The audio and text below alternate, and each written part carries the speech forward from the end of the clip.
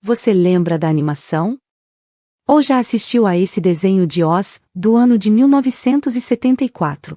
O canal Que Bom Recordar vai mergulhar em uma aventura única, onde neste vídeo, vamos recordar um pouco dessa obra que marcou época e continua a cativar públicos de todas as idades. Relembre momentos mágicos, descubra curiosidades fascinantes e embarque conosco nessa viagem além do arco-íris.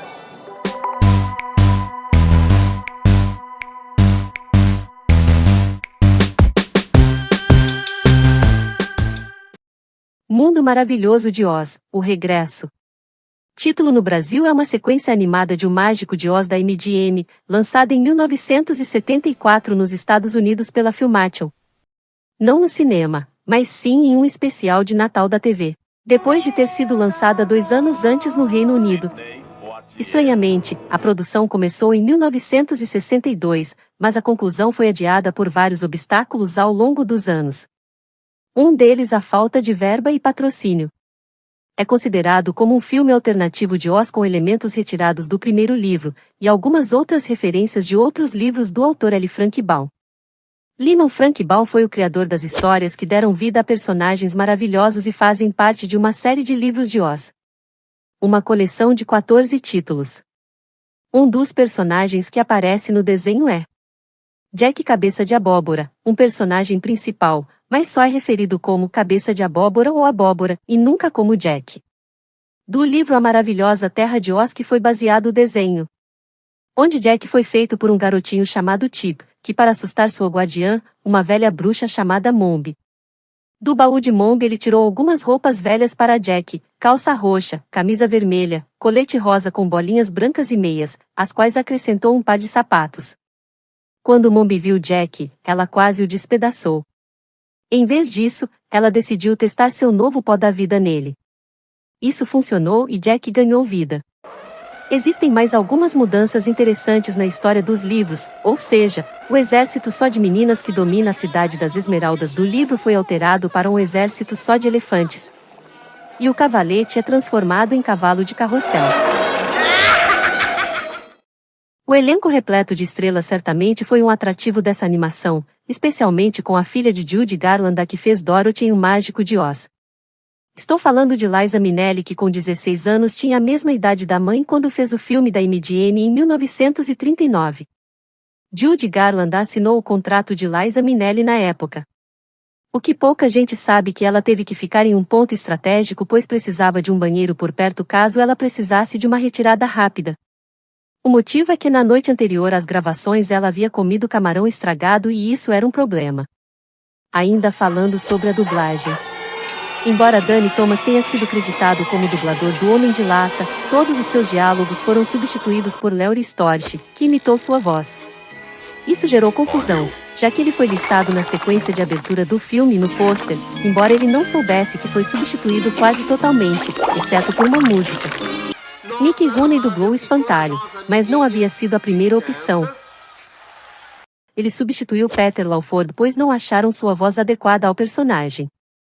Outra conhecida dos fãs de Oz é Margaret Hamilton, que foi a bruxa má do filme, e ela dublou a tia de Dorothy, chamada Emma. Historicamente, Mundo Maravilhoso de Oz, O Regresso, pode ser considerado o primeiro longa de animação com um extenso elenco de vozes de grandes celebridades. Que contou também com nomes como Don Messick que dublou os latidos e sons do cachorrinho Totó. Era famoso por dublar as risadas de xodó da vovó, Rabugento, Scooby-Doo, entre outros. Mel Blanc que dublou o corvo da bruxa Mombi. Ele dublava Frajola, Patolino, Pernalonga e muitos outros. Já Mombi foi dublada pela atriz e cantora americana Ethel Merman. Ela tinha uma voz imponente. Paul Lynde deu vida ao Cabeça de Abóbora. Ele fez o tio Arthur no seriado A Feiticeira. E o comediante e famoso apresentador Milton Berle emprestou sua voz para o Leão Covarde. As vozes e canções foram gravadas em 1960, e as gravações não foram feitas em um estúdio somente, elas foram gravadas, onde quer que os atores estivessem disponíveis na época, em Nova York, Hollywood e Las Vegas. Walter Scharf, responsável pela trilha sonora, gravou tudo em Paris. Ironicamente, quando o filme foi lançado, Liza Minnelli já não era mais uma adolescente, e sua voz havia amadurecido consideravelmente.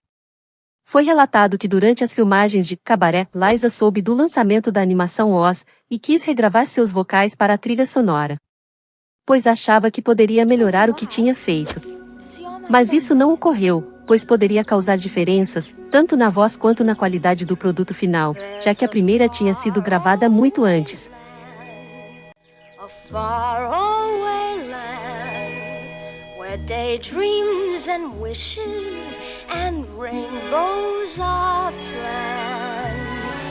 Aqui no Brasil, a primeira vez que passou na TV foi pela Rede Globo na virada do ano, em 31 de dezembro de 1977. No programa Primeira Exibição, que foi o antecessor de sessões como Tela Quente e Supercine.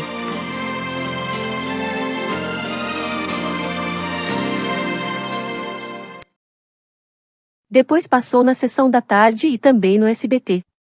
Nós também tivemos um time de dubladores maravilhosos, com a dublagem brasileira feita pela Herbert Richards, sediada no Rio de Janeiro. Quem foram as vozes gravadas em nossa memória? Quem fez a Dorothy? Foi Juraciara Diácovo. O Homem de Lata foi Milton Vilar.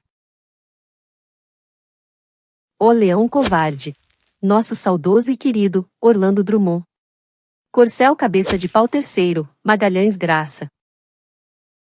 Tio Henry, Walter França. Tia Ema, Lourdes Maier. O poste de sinalização, Enio Santos. O querido Cabeça de Abóbora era Cleonir Santos. Mombi, a bruxa má, outra voz marcante. Ida Gomes. O Espantalho, Geraldo Alves. Glinda, a boa fada. Selma Lopes, a voz da Marge Simpson. O Corvo da Bruxa Má, Arthur Costa Filho. Como falei, a gravação da trilha e o áudio de dublagem desse clássico foi feita em 1962. O filme nos Estados Unidos só apareceu por lá em 1974, e acreditem, sua trilha em LP só foi lançada em 1980. Um ponto negativo. O som da trombeta dos elefantes é repetida de forma ridícula e extremamente irritante durante o ataque da Cidade das Esmeraldas.